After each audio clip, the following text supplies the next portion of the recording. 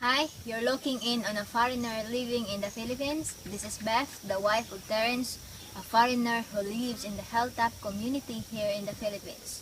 So hope you're going to like, comment, and subscribe on our YouTube channel. Enjoy and God bless! Well, your question was, why did I come to the Philippines? So, lots of people ask me, why did you go to the Philippines?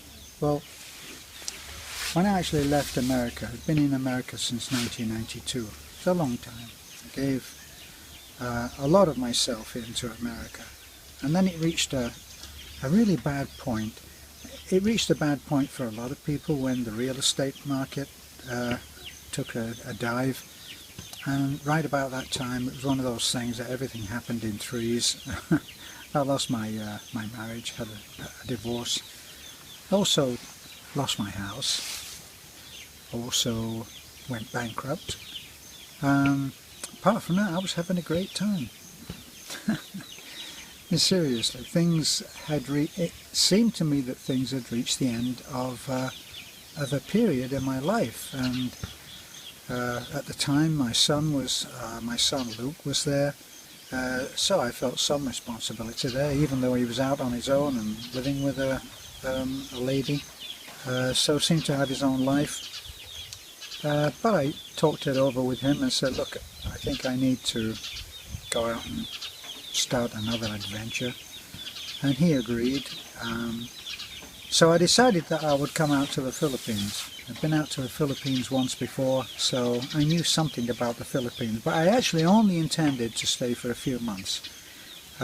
So much for planning things. I got here, I decided while talking to someone that I would go and visit Cebu. I went to Cebu just for a few days, and on the last night before I was leaving, I only went just for a few days. On the last night before leaving, I met my wife. There was an earthquake. A lot of things happened that brought together the next part of my life, which has been to live here with Beth, who I married very soon after that. We moved out to Bohol, which is has been the home of a family. She was one of 10 children, and we moved out here, and we've been living ever since, just over, I think, around 2.5 years, in the hills of Bohol. I'd always planned on finding some desert island, white beach, walking on the beach every day. And again, so much for plans that never happened. And now I'm living in the hills of Bohol. If you've ever looked on Facebook, you can look on Facebook and see all of the adventures, almost day to day, of how my life with my wife Beth, has actually turned out. I have no regrets. My wife Beth sometimes says, do you have any regrets? I don't have any regrets. I have things that I miss. I built a house when I got here. We just built a bridge. We built a road. We made the place accessible by car. We've done a lot of things, a lot of big projects, and had some worthwhile successes. The things that I miss, I'd give anything for a nail gun. I wish there was a Home Depot in the nearest town, Talabong. I wish I could go down and get things perfect so that I could do my work as I would love to, but no, things take longer here. Paperwork takes longer. It took about 14 months to get the number plate for my motorcycle. Things are different. There is a huge culture shock. We've actually made a video on the culture shock.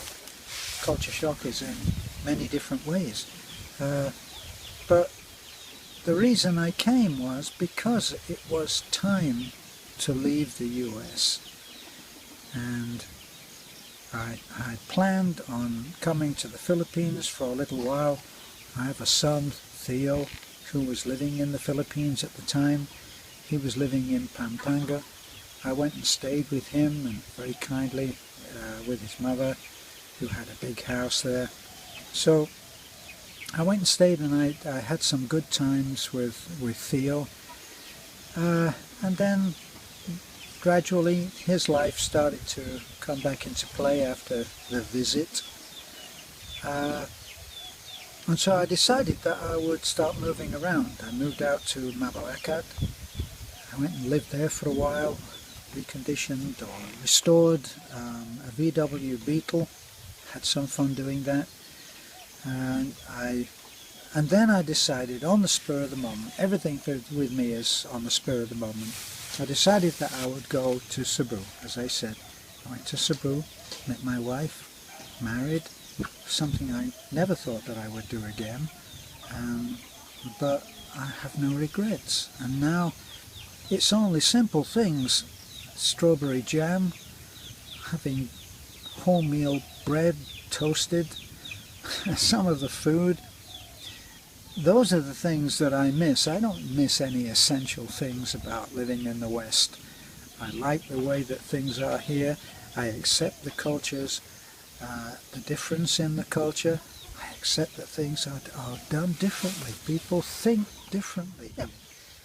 As I said, people think differently here. Everything is the same. I actually speak to foreigners who seem to have come here to escape their lives in the West, the overregulation, the everything being very rigidly controlled, which they are, all licenses, permits, and all that kind of thing, the different rates and taxes. And they've come here to escape all of that, and then they want all of the things that go with it.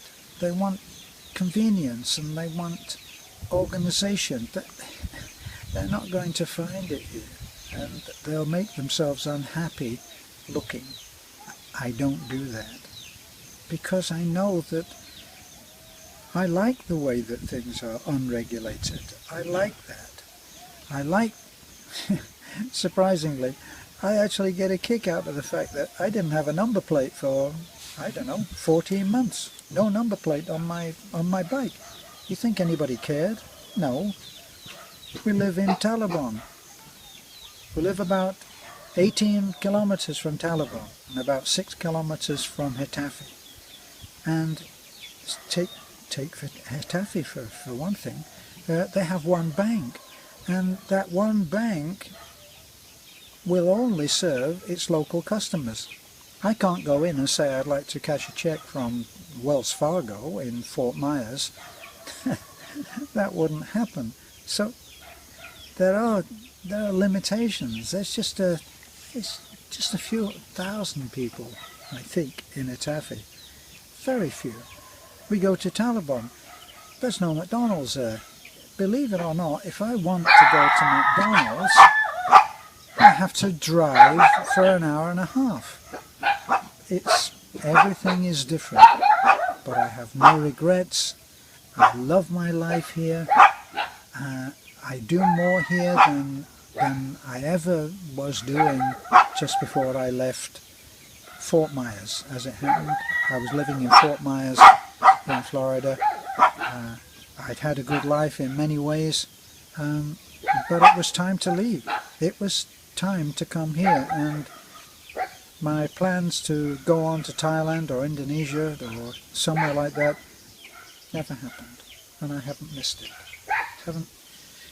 Nowadays the difference is when I see a plane, an airliner from an airline flying overhead, high overhead, 35,000 feet. Nowadays I don't want to be on it. I wish those people a safe journey, and I'm happy where I am. What more can I say?